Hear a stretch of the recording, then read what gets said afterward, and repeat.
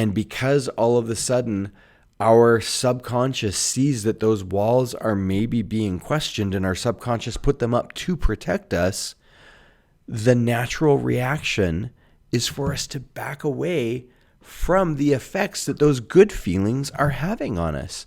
And I think because of that, we don't fully feel the good feelings, and we stockpile a number of the bad feelings and don't really process them. And the overall effect is that our feeling sensors are numbed because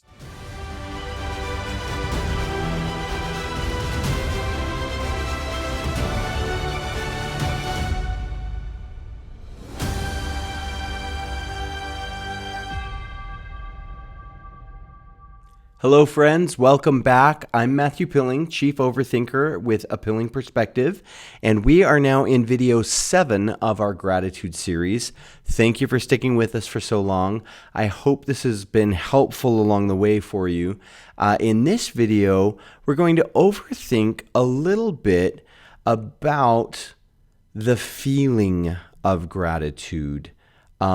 There are a lot of things out there that talk about how gratitude isn't so much a feeling as much as it's a practice or a choice. And I 100% agree with that. When we choose to practice or exercise our gratitude muscles, it brings other feelings along with it. But gratitude as a feeling itself is a real thing. It is also a feeling. And I have spoken with people. I imagine you've spoken with people. I have had moments myself. I imagine you've had moments yourself where feeling gratitude is hard.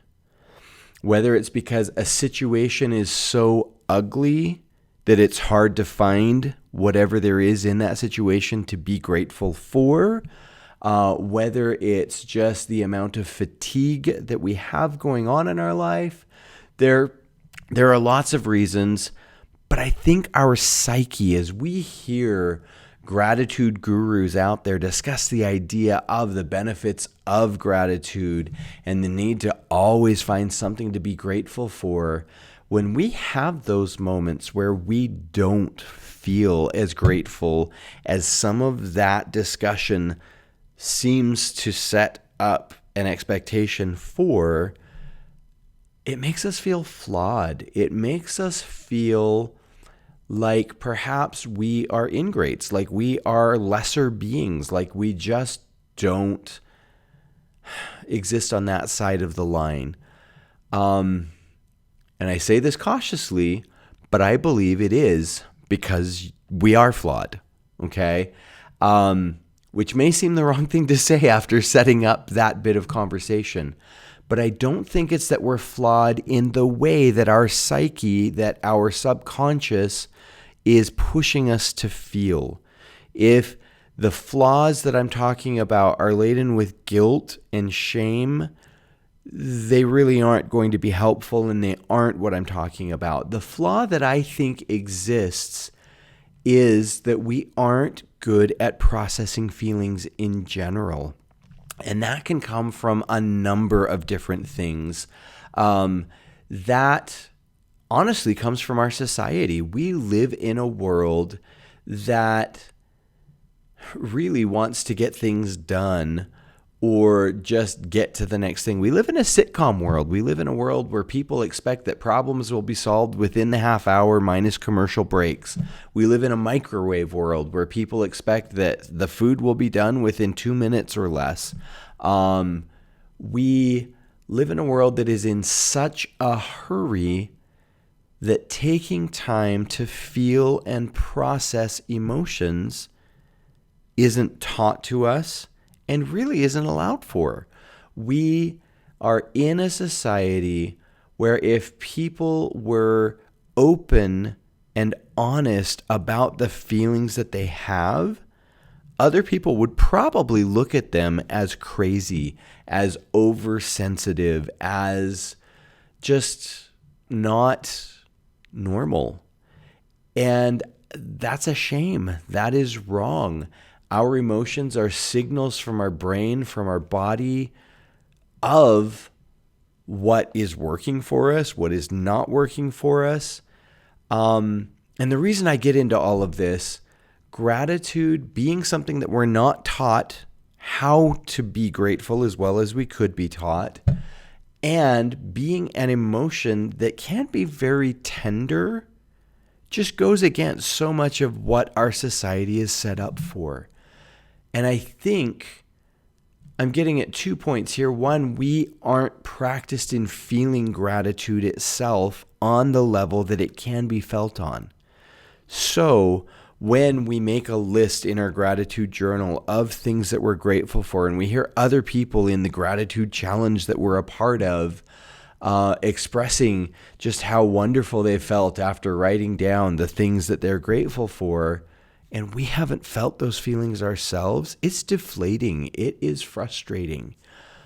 But I also want to get at the idea that it's not just gratitude, but it's all of the emotions that we're not processing as well as we can. And often when we get into understanding unprocessed emotions, we focus on the negative. We focus on, well, we've had trauma, we've had pain, we've had things that pushed us into feelings that were uncomfortable.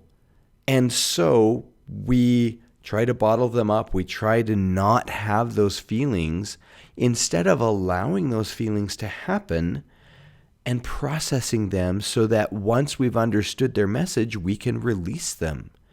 I think that actually happens with positive feelings as well. As we feel things that push us past a certain emotional threshold, we back off. And it's a weird phenomenon. I have been in a number of religious meetings where people, because of what is being taught and because of the tenderness of what is being shared, begin through the Spirit to feel feelings that lead to tears, that lead to breaking down walls. And because all of a sudden our subconscious sees that those walls are maybe being questioned and our subconscious put them up to protect us, the natural reaction is for us to back away from the effects that those good feelings are having on us. And I think because of that, we don't fully feel the good feelings, and we stockpile a number of the bad feelings and don't really process them. And the overall effect is that our feeling sensors are numbed because they're overloaded. And when they're numbed because they're overloaded, we are almost emotionally insulin resistant, if that makes sense. We become emotionally diabetic because when these feelings surge into our system fights them instead of accepts them and uses them. And this is not me saying that we all have to be blubbering, crying at everything. But I do think that whether it's joy that brings us to tears or pain that brings us to tears, we need to step out of the need to avoid the tears or whatever other symptoms our physical being feels because of the emotional surge, and get into allowing them to happen. Like I said, it's not me saying we all have to be super sensitive pansies who spend all of our time in that realm. And I also don't want it to be that I'm saying that unless you get to the point of tears, you're not actually feeling the feeling, because that's also not the case. But what I am saying is we need to get better at resisting the depth of the feelings that we have. It will be hard to figure out how to deepen gratitude and really connect with other people because of understanding the cost of what they've given and the message behind that, if we spend all of our time shying away from our feelings. I am not a therapist. I don't have incredible secrets for how to solve severe emotional trauma, for how to process tons of unprocessed things. And there are all sorts of resources out there to help with that. I do have some ideas, but what I want to get at clearly here is if I want to reap the benefits of gratitude, not just for myself, but for the people that my gratitude could have an effect on. I need to step back from what the world has pushed me into being when it comes to my emotions. I need to let go of the need to never pass a certain emotional threshold.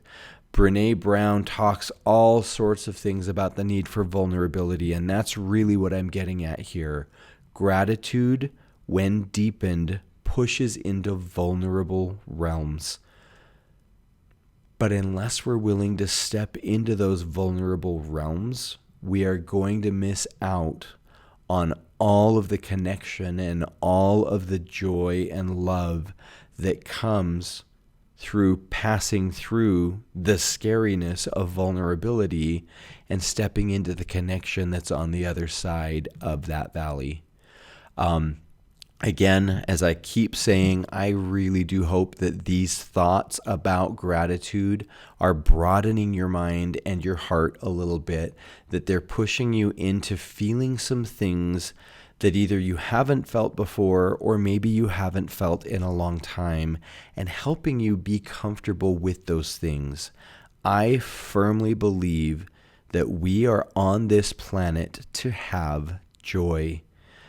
And so I hope that because gratitude is probably the quickest route to joy, that as we discuss some ideas on how to deepen gratitude and make it more meaningful, that it's bringing joy into your life. If it is, if it's helping you feel some things that are needed, please share it with others. Please point others to this. And as I've said before, if you're my audience, if this message is ringing true with you, do subscribe to my channel, do hit like, and like I just said, do share it with others. As always, thank you for being here. See you next time.